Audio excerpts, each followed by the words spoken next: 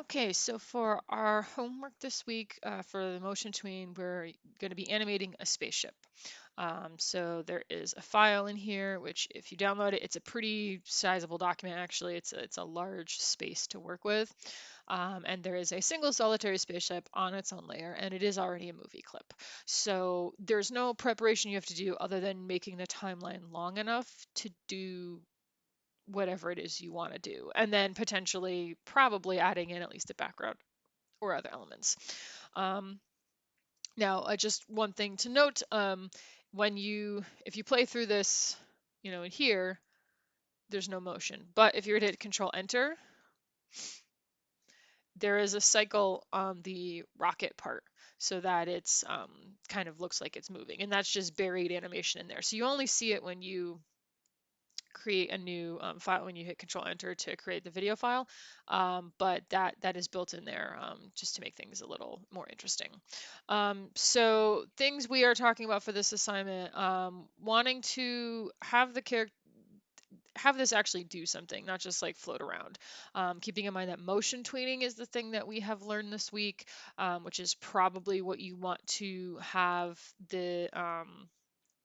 there we go. The spaceship do. So I have right here that what is probably the simplest, the absolute bare minimum simplest this could go. Um, and it looks like that. That you want to do at least that much, if not more. But what's nice about this is that they do have it not only bending through space, but it's also they're dealing with scale. So it's not just the path, but you've got the scale making it look like it goes back through space. For this one, I'm having to, oh, standby. Wait, is this an HTML doc? Nope. Sometimes when it goes to, it was set to test the movie in the browser and it opened up my notepad. There we go. So this person kind of tinkering, just gave themselves a random background from the web, which you are allowed to do for this one assignment. I want you to focus on the animation, but they gave it a pretty complicated path. They wanted it to be like, flying around all crazy. They played a little bit with scale. Mostly it's the where it's pointing, and you can see that they're using the orient to path feature so that it's following where the path is, and they just set it up so that it would start with following the path. Ooh, there it is. So they have it pointing around the path at the beginning so that it'll follow the path through the end. Sometimes people will put in other elements. Again, I don't know why these are all set to test. There we go. So they just bring in a picture of an asteroid, so you don't even have to make it. Again, you can just find that online and have it set to spin this. I do believe, yes, they did. They used the split feature because having it spin across this section requires a different span than having it just float along its merry way, because remember, the rotate is like a function of this tween. It's a property on the tween. So if you want it to rotate continuously, it needs to be a separate span from this. So they would have animated it up to here, copied that frame down here, and then continued on their way. This one I really like. Let's see how it's going to test. There we go. Because it's all to do with timing.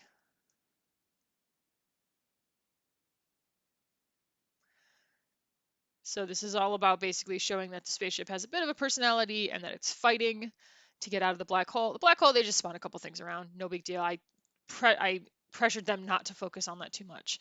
And it's just focusing on the timing of what the spaceship is doing. And again, they had to split it off. So you can see this is the first section, and then this is the spinny section.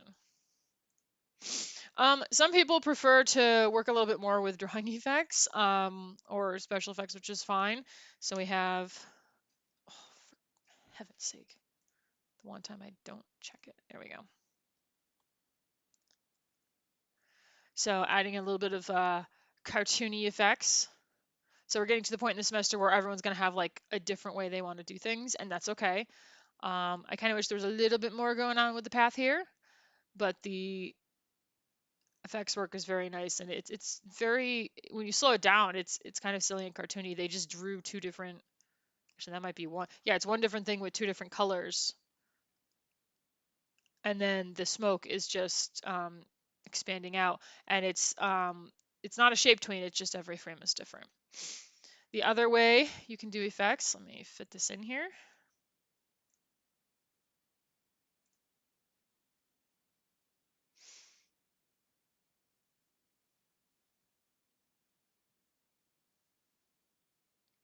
Right? So a little bit less cartoony, a little bit less hand-drawn looking. Um, they're using the orient to path feature. We're dealing with, let me get all the frames in here. There we go. So we're dealing with scale. We're dealing with position. There we go. And then also a little bit of a shake right there. So that took a lot of individual frames, for the record, to get that like shimmy going on in there. That wasn't, this isn't frames on every keyframe because of like an orient to path or anything. That's there because it's just, to get it that shaky, you need a different frame on every frame. And then using a little bit of like a blur effect. Yep. And then in here, there's a little star feature right there, and there's something else, or maybe there's two stars. But that also having a glow on it. So a little bit of everything in this one, right? It's a motion path, orient to path, a little bit of effects, just kind of a little bit of everything. Let's see. You can also play with the frame. These ones are always a lot of fun. So you don't have to stay within the frame the whole time. um, and you can play with that expectation. So if you're not comfortable with a whole lot of like more complicated things of scaling it while it's on the screen or anything like that, then you can do this. And so you can see we've got, let's see, there's one spaceship. Let's see, no, that's these things. Actually, he has a lot of layers. Hold on, there we go. So we've got one spaceship doing this. He's got another one over here that'll fly in this close. And so he kind of switches between them. But what's funny is that when it comes off the screen and it shrinks while it's off the screen, and then it's coming in here,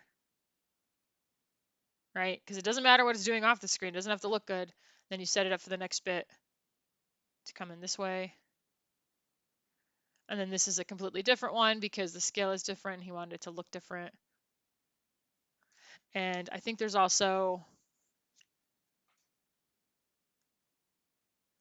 like a wibble wobble on this that he took off or put on for this one. I'm trying to remember.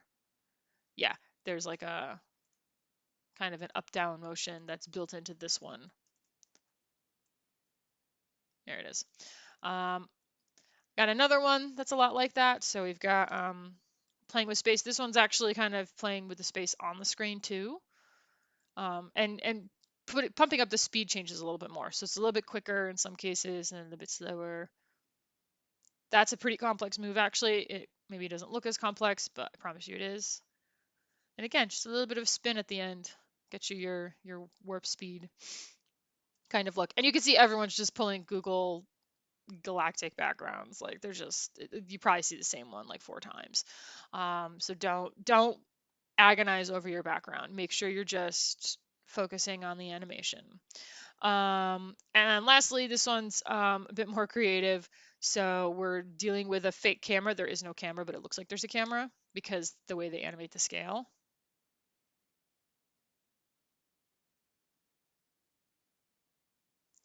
And then it takes forever to fire.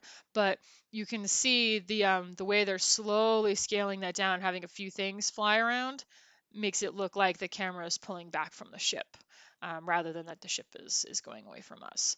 So lots of different ways you can approach this. Please choose the thing that please choose something that you're comfortable with achieving a good result with, right? So if you'd rather have something where the animation is simpler and you've got some cartoony effects going on, go for that. If you want something that has no effects and is just, wait, wrong one. The ship is flying around a bit and it's coming on and off the screen, then go for that. There's a couple different approaches you can take with this one. We just want to focus on animation and timing and things like that, and what it is that you would want to do with this little character. And it's going to be very short. Most of these, I mean, the ones that don't have any effects on them tend to be a little bit longer. They might be, yeah, this is 11 seconds, but that's because the gag is that it's going off screen, so there's plenty of times where it's not moving. As opposed to something that has more effects work, which is a little bit shorter. This one's even much shorter because there's a bunch at the end. So it just depends on what you're doing.